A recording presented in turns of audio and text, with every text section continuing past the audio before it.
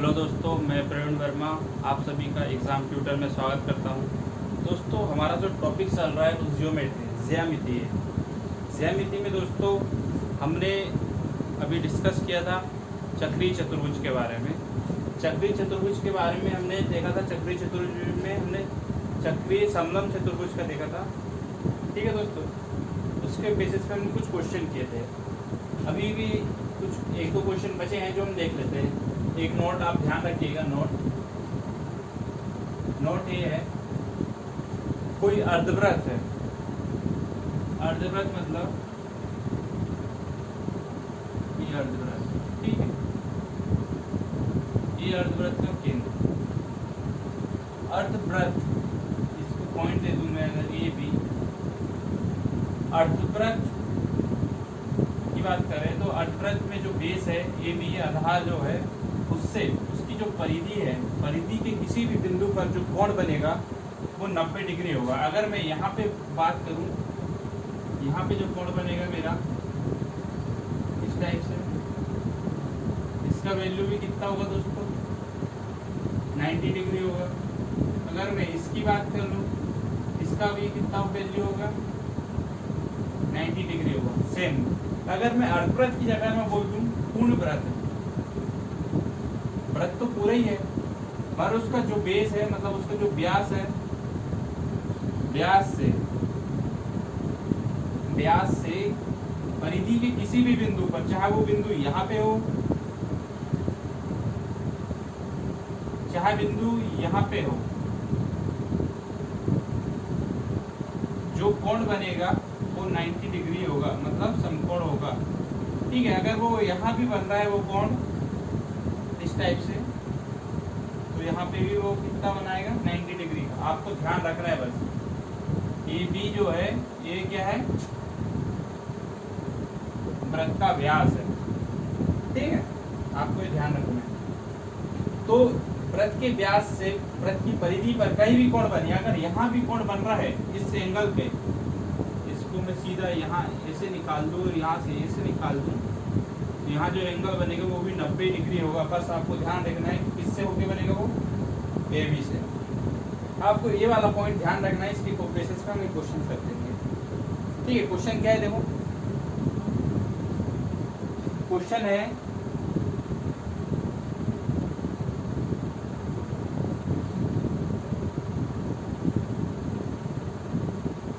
क्या बोलता है कि ए बी सी डी एक चक्रीय समलंब चतुर्भुज है। ए बी सी डी एक चक्रीय समलंब चतुर्भुज है जिसमें ए बी पैरेलल है डी सी के, जिसमें A B parallel D C और ए बी वृत्त का व्यास है, और ए बी वृत्त का व्यास है। यदि एंगल सी ए बी का वैल्यू हमको गिवन है 30 डिग्री, तो एंगल ए डी सी का वैल्यू हमको फाइंड करना है। देखो, ये चक्रीय चतुर्भुज बना है हमने, ये वृत्त बना, उसमें हमने क्या बोल दिया? ए बी बनाया जो वृत्त का व्यास है, ए बी बना दिया हमने, ए बी, ये वृत्त का केंद्र दे दिया ए बी, ये वृत्त का व्यास हो गया। फिर क्या बोला है? समलंब है, मतलब इसको हमने ऐसे जोड़ दिया पॉइंट। अब एंगल दिया है सी ए बी। ठीक है, एंगल क्या दिया है? C A B, A B C D हमने इसको नाम दे दिया। फिर सी से ए पे एक एंगल डाला है, ये एंगल यहाँ पे डाला है, इसका वैल्यू हमको 30 डिग्री दिया है। ए डी सी का वैल्यू हमको फाइंड करना है। तो दोस्तों हमने अभी पढ़ा है कि अगर वृत्त के व्यास पर, वृत्त के व्यास से अगर कोई परिधि पर कोई एंगल बनता है तो उसका वैल्यू कितना होता है, एंगल ए सी बी कितना हो गया, 90 डिग्री होगा। जब ये 90 डिग्री होगा तो त्रिभुज एबीसी की बात करूँ मैं, त्रिभुज एबीसी में पाइथागोरस थ्योरम लगाओ। क्या हो गया, पाइथागोरस थ्योरम। इसमें जरूरत नहीं है क्योंकि भुजा नहीं फाइंड करनी। तो हम यहाँ पे देख लेते हैं कि त्रिभुज एबीसी में त्रिभुज की जो 3 कोण होते हैं उनका योग 180 होता है। एंगल ए का वैल्यू हमको 30 दिया है, एंगल सी का हमको अभी 90 फाइंड कर लिया। अब बचे एंगल बी का वैल्यू, तो angle A plus angle B plus angle C का वैल्यू कितना निकल गया हमको यहाँ पे, एंगल ए का वैल्यू कितना हो गया 30 प्लस एंगल बी प्लस सी का वैल्यू 90, टोटल हो गया 180 डिग्री, तीनों कोणों का योग। तो एंगल बी का वैल्यू कितना हो गया दोस्तों, 180 माइनस 120, एंगल बी बराबर हो गया 60 डिग्री। तो हमने क्या बोला था समलंब में कि आमने सामने कोण जो होंगे चतुर्भुज में उनका योग कितना होगा 180, angle B plus angle D बराबर 180। ये क्या बोल रहे हैं, इनको हम बोल सकते हैं सम्मुख कोण। सम्मुख कोण का योग कितना होता है 180 होता है समलंब में। एंगल बी का वैल्यू हमको 60 दिया है, एंगल डी का वैल्यू हमको निकालना है। तो एंगल डी का वैल्यू कितना हो गया 180 माइनस 60 बराबर 120 डिग्री। तो दोस्तों यहाँ से हमने एंगल डी का वैल्यू निकाल लिया, मतलब एंगल ए डी सी का वैल्यू कितना हो गया, एंगल ए डी सी का वैल्यू कितना हो गया 120 डिग्री।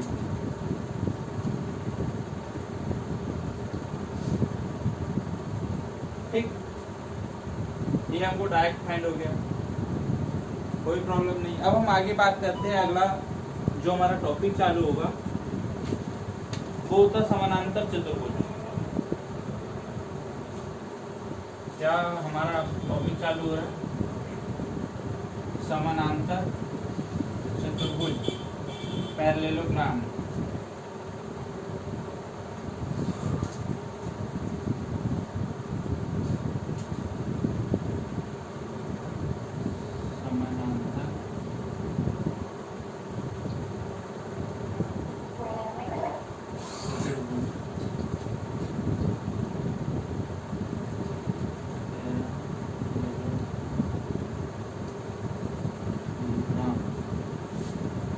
समानांतर चतुर्भुज की बात करते हैं, इसकी हम कुछ प्रॉपर्टियां देख लेते हैं कि इसकी क्या प्रॉपर्टी है, इसके गुण।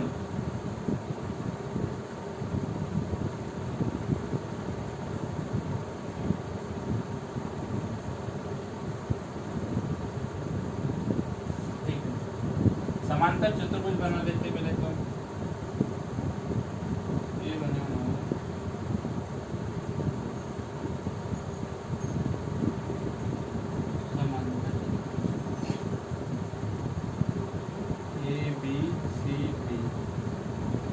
पहला क्या होता है समानांतर चतुर्भुज में कि जो भुजाएं होती है आमने सामने वाली भुजा एक दूसरे के पैरेलल होती है। जैसे एडी पैरेलल है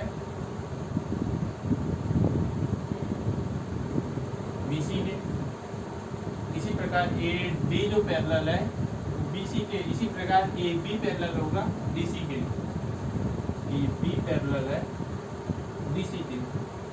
जब AD पैरेलल है BC के, AD पैरेलल है BC के, तो हम यहाँ पे जो आमने सामने की भुजा जो है वो बराबर भी होंगे, AD बराबर हो गया BC। अगर मैं बोल दूँ AD का वैल्यू B है तो BC का वैल्यू भी B होगा। इसी प्रकार AB जो है, AB जो भुजा है वो DC भुजा के पैरेलल है, तो हम कह सकते हैं कि AB जो है इक्वल है BC के, AB equal to DC। AB का वैल्यू A है तो DC का वैल्यू भी A होगा। ये हमारा पहला प्रॉपर्टी। दूसरी हम बात कर लेते हैं कि इसमें बोला गया है दूसरी प्रॉपर्टी में कि इसके जो सम्मुख कोण होते हैं, समानांतर चतुर्भुज के जो सम्मुख कोण होते हैं वो इक्वल होते हैं।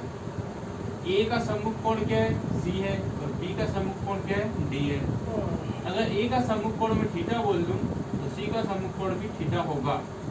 इसी प्रकार बी का सम्मुख कोण अगर मैं अल्फा बोल दूं तो डी का सम्मुख कोण भी अल्फा होगा।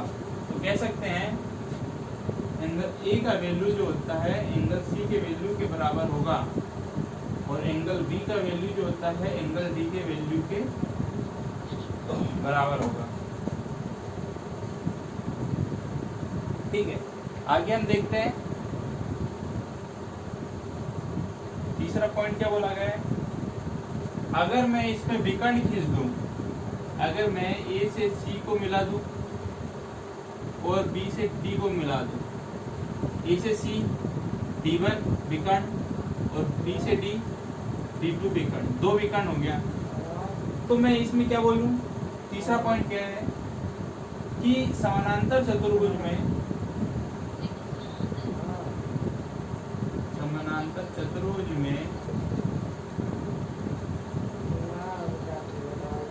विकर्णों के वर्गों का योग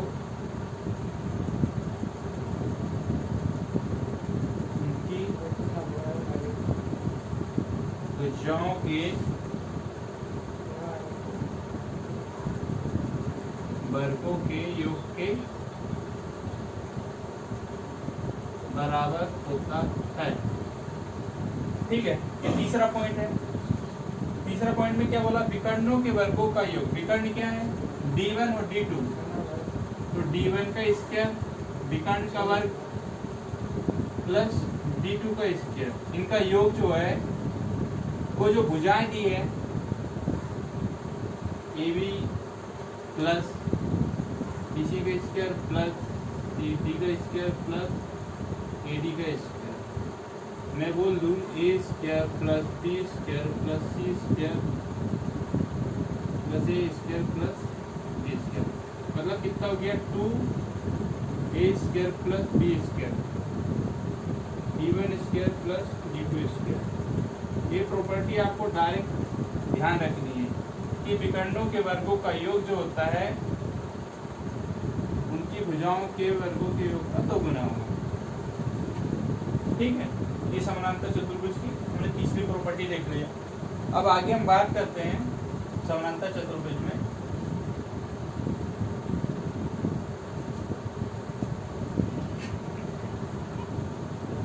क्या बोल रहे हैं हम आगे।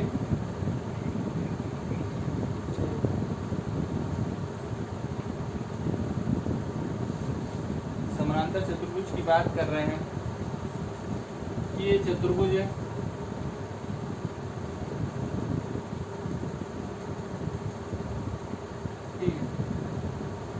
चतुर्भुज में हम बात कर लेते हैं कि इस चतुर्भुज की जो हाइट है वो इतना, और यहाँ पे भी हाइट AH, दो हाइट दे दिया हमने। मैं इसको नाम दे दूं अगर A B C D E और है, ठीक है। DE और BF जो क्या है वो हाइट है, DE बराबर B बराबर H, मतलब इसकी हाइट दी है। और इस केस में बोलूं अगर कोई चतुर्भुज इस प्रकार है तो इस केस में अगर मैं एरिया फाइंड करूं, उसका एरिया होता है बेस इंटू हाइट।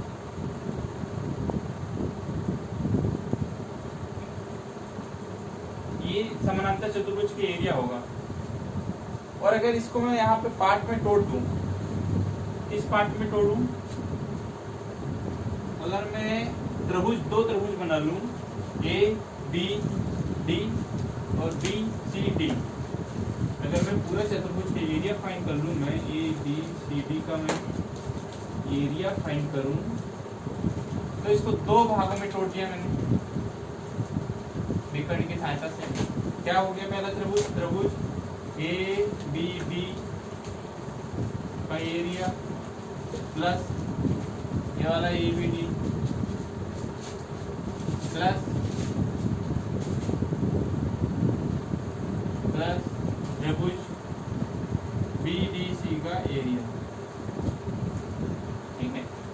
पे दोस्तों हम बात कर लेते हैं, अगर त्रिभुज की बात आ जाती है तो त्रिभुज का एरिया क्या होता है?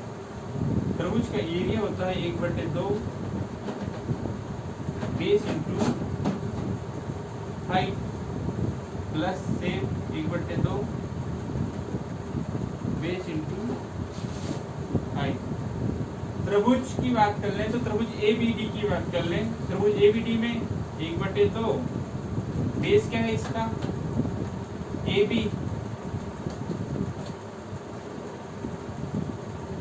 और हाइट कितना है इसका H प्लस 1/2 त्रिभुज BDC की बात कर लें, BDC का बेस क्या है DC और हाइट कितनी है H। दोस्तों समानांतर चतुर्भुज में जो सामने वाली भुजाएं बराबर है तो हम कह सकते हैं कि AB बराबर है DC के।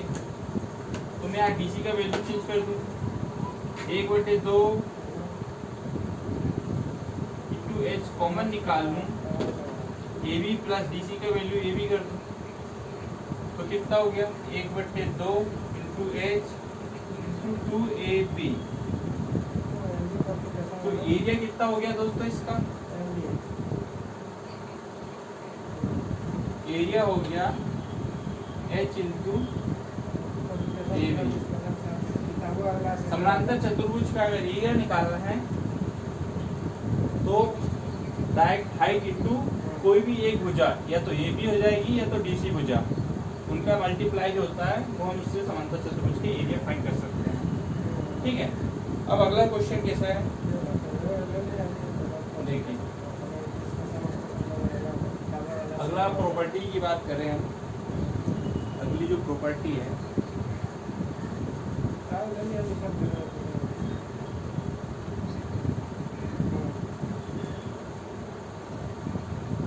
अगली प्रॉपर्टी की मैं बात करूँ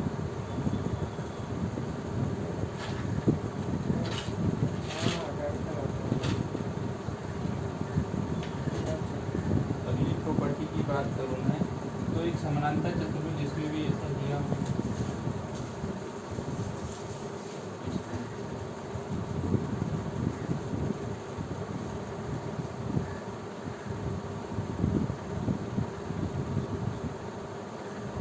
ठीक है, इस टाइप से समानांतर चतुर्भुज दिया है A B C D।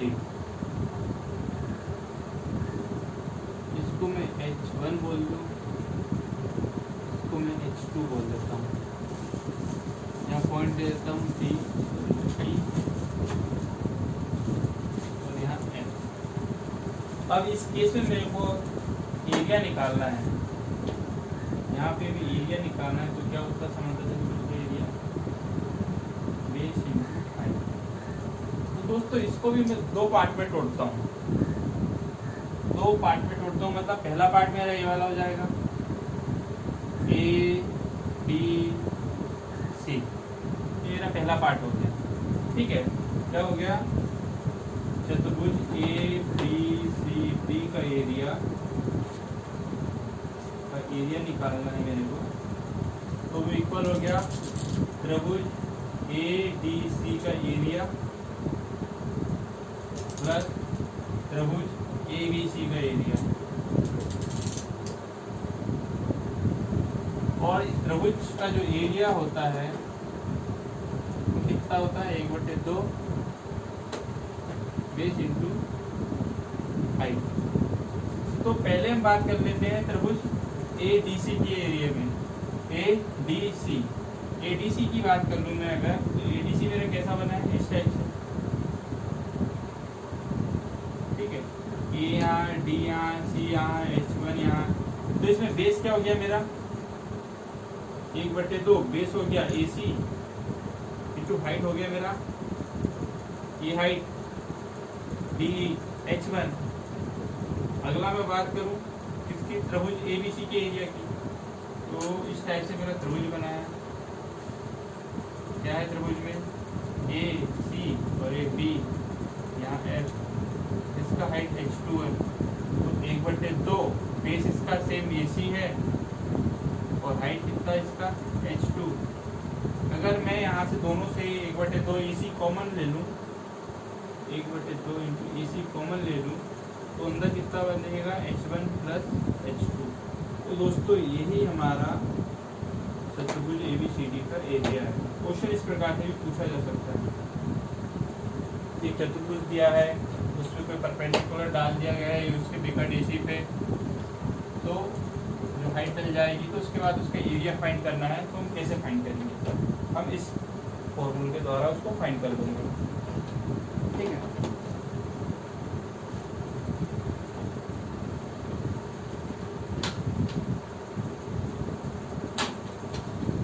अब हम बात करते हैं अगली प्रॉपर्टी की। अगली प्रॉपर्टी क्या है, देखते हैं क्या है।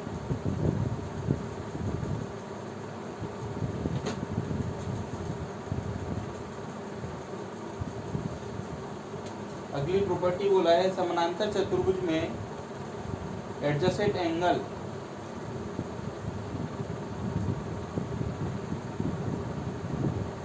यानी पांचवी जो अगली प्रॉपर्टी है, समानांतर चतुर्भुज में एडजेसेंट एंगल या संलग्न कोण, इसको हम क्या बोल सकते हैं? संलग्न कोण का योग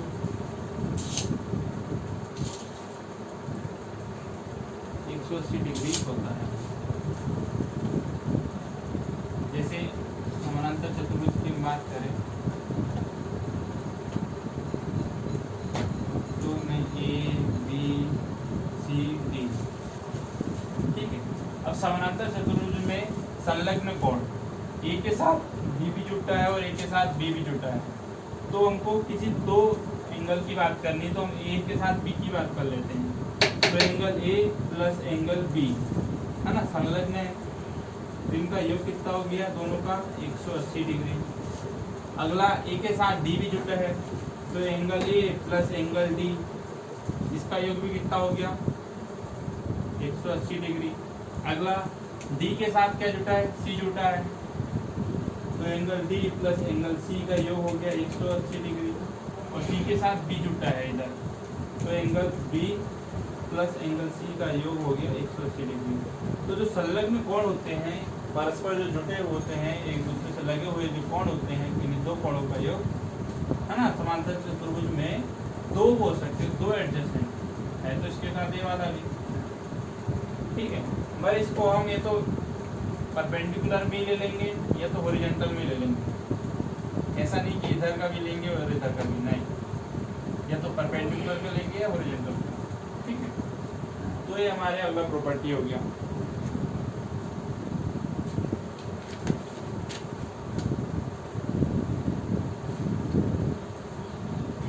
अब मैं बात करता हूँ अगले प्रॉपर्टी की।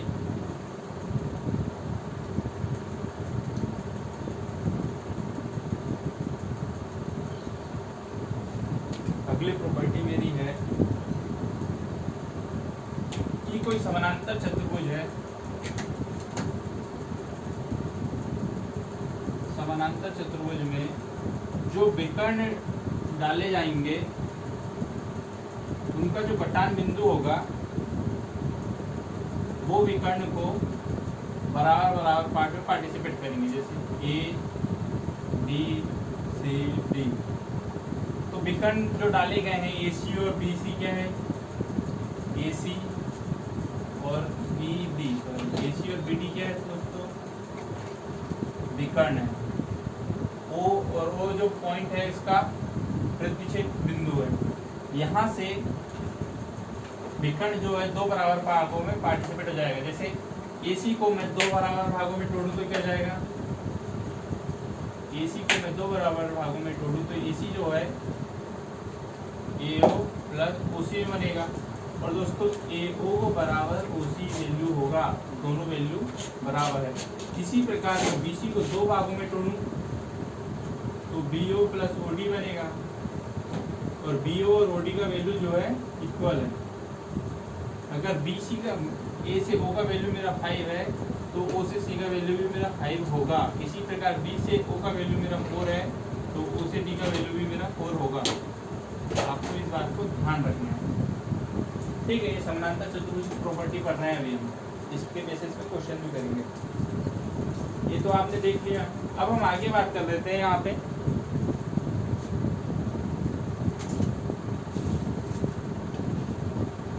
आगे अब मैं बोल रहा हूँ कि इसको इक्वल इक्वल पार्ट में पार्टिसिपेट कर दिया, इसका वैल्यू इसके इक्वल है, इसका वैल्यू इसके इक्वल है, आमने सामने की भुजाएं इक्वल होती है। तो दोस्तों ये इसको जो पार्टिसिपेट करता है वो इक्वल पार्ट में तोड़ता है, मतलब 4 भागों में तोड़ रहा है, तो 4 भाग उसके इक्वल होंगे। मतलब ये पार्ट भी 1/4, ये पार्ट भी 1/4, ये पार्ट भी 1/4, ये पार्ट भी 1/4। मतलब कहने का मतलब है कि मैं पूरा चतुर्भुज ABCD का एरिया जो है वो 4 भागों में विभाजित है, इक्वल इक्वल। अगर मैं किसी त्रिभुज की बात कर लूँ, त्रिभुज AOB का एरिया मेरे को यहाँ पे फाइंड करना है, तो AOB का जो एरिया होता है वो कितना होगा, 1/4 चतुर्भुज ABCD का एरिया। मतलब ABCD का कितना है, जो त्रिभुज AOB का एरिया है, ये पूरा जो चतुर्भुज है उसका 1/4 गुना है, 1/4 है। मतलब ये वाला हिस्सा 1/4 है, ये वाला भी हिस्सा 1/4 है, ये वाला भी हिस्सा 1/4 है, और ये वाला हिस्सा भी 1/4 है। इन सबको जोड़ दिया जाए तो चतुर्भुज ABCD मिल जाएगा। इसी प्रकार अगर मैं बोल दूं कि त्रिभुज ABC का एरिया निकालना है, ABC का एरिया,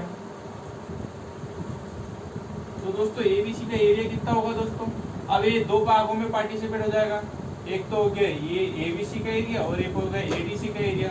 मतलब टोटल अगर मैं इसको कर लूँ, मान लो इसको ऐसे कर दूँ, तो ये वाला 1/2, ये वाला 1/2, तो क्या हो गया 1/2 इंटू चतुर्भुज ABCD का एरिया। इस प्रकार से हमको यहाँ पे ABCD का एरिया मिल जाएगा। तो दोस्तों आज हमने काफ़ी प्रॉपर्टी पढ़ ली है, कल देखते हैं जो कुछ और प्रॉपर्टी बची होंगी इसकी, हम उस पर डिस्कस करेंगे और कुछ क्वेश्चन उसके सॉल्व करेंगे। दोस्तों तो हमारे चैनल को सब्सक्राइब करना ना भूलें। धन्यवाद।